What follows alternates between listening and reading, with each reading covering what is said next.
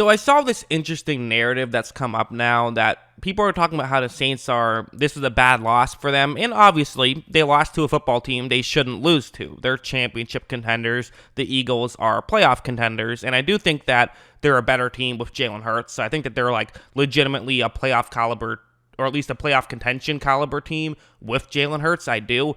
But still, this is a loss you didn't expect from New Orleans. So the question becomes, is this team a fraud? Are they not actually a championship caliber team? Or are they really good and was this just kind of a fluke? Well, there were some legitimate concerns I have for them long term, and there's some things that I think were fluky. So let's start off with the legitimate concerns, and those were on defense. So like on this play, this was, I'm sure Saints fans remember this play, are probably curious as to what went wrong, so I'll tell you. It's going to be zone coverage, and for Philadelphia, they have 3 eligible receivers, 2 Hurts left who are running over in the middle. Then they're going to have another receiver, that's going to be Jalen Reagor. He's going to run underneath. And what's really going to be interesting here is how New Orleans plays it, because they're not going to play it well. Hurts takes the snap, and what's really key here is going to be the 2 New Orleans players who I have circled. Those players are both the guys who are in charge of covering as high up on the screen as any other guys. So furthest to Hurts' left. But they're both going to kind of go over the middle here, as you see. And this is something New Orleans does. They like to play a bit of an aggressive zone, which I think really works out, especially when they're getting consistent pressure.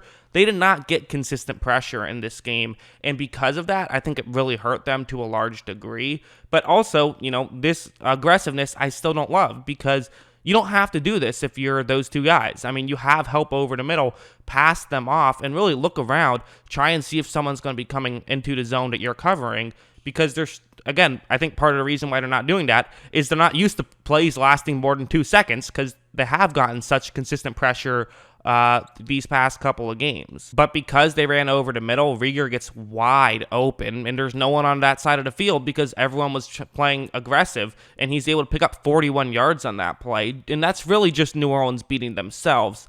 And if you look at the worst games the Saints defense has had, it's a lot of this. It's a lot of guys just not really, there's rules to your defense, and you're supposed to know when to pass somebody off and when not to, and clearly someone didn't understand their rule there.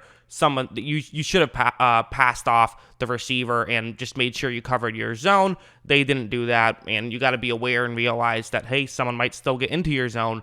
Be prepared. I think this play was another play where it's going to be, again, a lot of what I think was a real problem was just the defensive line. And it hadn't been a problem all season. This game it was, where it's going to be a cover 3 zone blitz. New Orleans, they will blitz. They don't rely on the blitz, but they still like to. And when they don't rely on the blitz, they can still get pressure. This time they're sending a 5th guy, so you definitely expect pressure.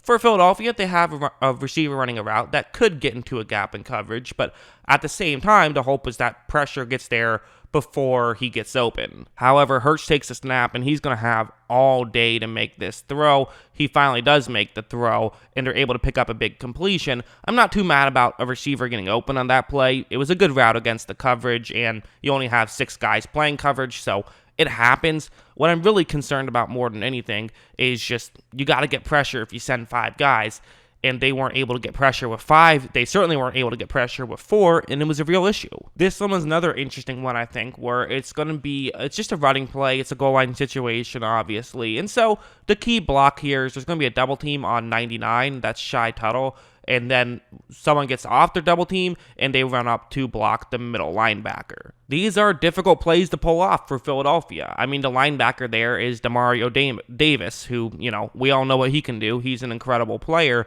And they're guys in the middle, in the trenches. They're tough guys to move. So while this is a good situation just, in general for Philadelphia, these are the kind of plays that have been tough for teams to convert against New Orleans these past few games. Hurts takes a snap, he hands the ball off, and what you notice is that Davis is able to get to that gap because Philadelphia isn't able to get off the double team to get over and block Davis, since Tuttle did a really good job on this play of not getting moved too much and sort of holding up the Philadelphia center on this play, which allows Davis to clear up that gap.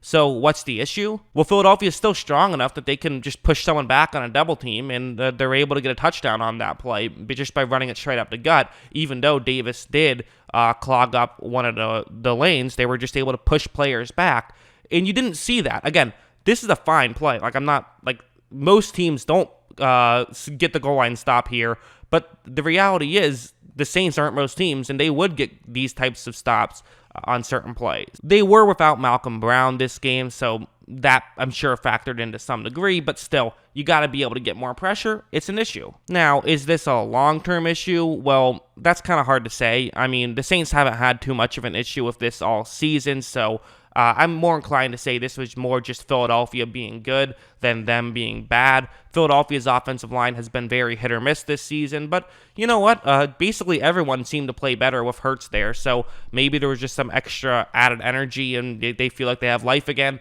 I don't know. It's hard to say. But definitely, they didn't win the battle in the trenches this game, and they usually dominate the battles in the trenches. So that was definitely something interesting to notice. So I think it's fair to have some concerns about their defense. I don't think it's fair to have concerns about their offense. Why? Because their starting quarterback isn't in. And what team doesn't look worse when they don't have their starting quarterback in, who's a Hall of Famer and the most accurate quarterback ever, even though I think Taysom Hill has been a pretty solid backup, and who knows what he can do if he has a full year, a full offseason to sort of be the starter. It's hard to really say, but there's no doubt about it. Drew Brees is better today because he's Drew Brees. Like, take a look at this one. So it's going to be a play action where it's going to be a rollout. Hill's going to run to the top of the screen. They're then going to have two receivers run deep. And what this is going to do is push the two Philadelphia players who are in charge of covering deep further deep, and with the play action, you hope to get linebackers out of position, meaning Jared Cook, who's running over the middle, could absolutely get open. So Hill takes the snap. He is going to roll out here. One thing is he kind of continues running almost at a top speed when he really doesn't have to. He could slow down a little bit if he wants to and just focus on making the throw. He's still going at a top speed, and he wants to be able to hit Cook here because Cook is absolutely open. However, this is going to be a high throw, and Cook isn't able to make the grab, and that's just the kind of thing that, well, they probably don't have a rollout like that if it's Drew Brees. Drew Brees doesn't miss that throw. He makes that throw, and we all know it. This plays another interesting one where it's actually a clever concept by Philadelphia, where they're going to have both their two defensive tackles on this play drop back into coverage. They didn't have two defensive backs rush in on this play, so still a four-man rush, but you're changing the personnel to try to get immediate pressure. For New Orleans, they're actually running a screen play on this one, so they want Hill to just hit Kamara on it.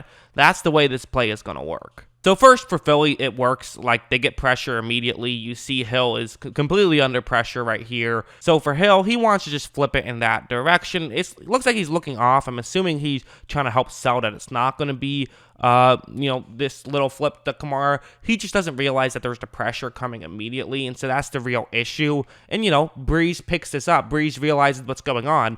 There's, no matter how creative you get, Brees has seen everything, so he'll know what to do. He would have already gotten the ball to Kamara.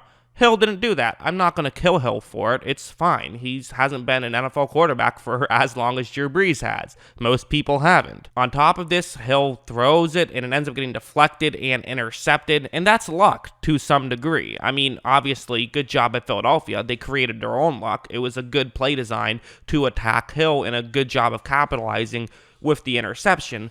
But at the same time, you'd be foolish to not admit that luck is a part of football, and sometimes the breaks go your way. And on this play, the break went Philadelphia's way, and that's a huge swing because it's possession, and it gets Philadelphia already inside the 30. I mean, that's a huge swing in a football game. So I do think there are some valid concerns to have for the Saints. The reality is there isn't a single team in the NFC that is without fault. There just isn't. I mean, there isn't a team in the NFL that's without fault. Even the Kansas City Chiefs have had trouble stopping the run at times. Every team has an issue. But the reality is, I think that the Saints team, their issues this game are issues they have barely had this season, so I'm more inclined to think that it was more just Philadelphia played well than them playing poorly. And also, I think that they're getting their starting quarterback back, and I think that's going to be a huge help, even though I think that they're a team that can win with a backup because they are very good. I just think, hot take, I think Drew Brees is better than Taysom Hill. Call me crazy. No disrespect to Taysom Hill. He's fine. But yeah, that's what I think. What do you guys think? Am I being too easy on New Orleans? Do you think that there actually are some bigger concerns at play? Or do you agree with me? Do you think that while they're not a perfect team, they're still a team that has an opportunity to beat any other team in the NFC and could potentially go to the Super Bowl and win it? Always like to know what you guys think. And of course, as always, thanks for watching.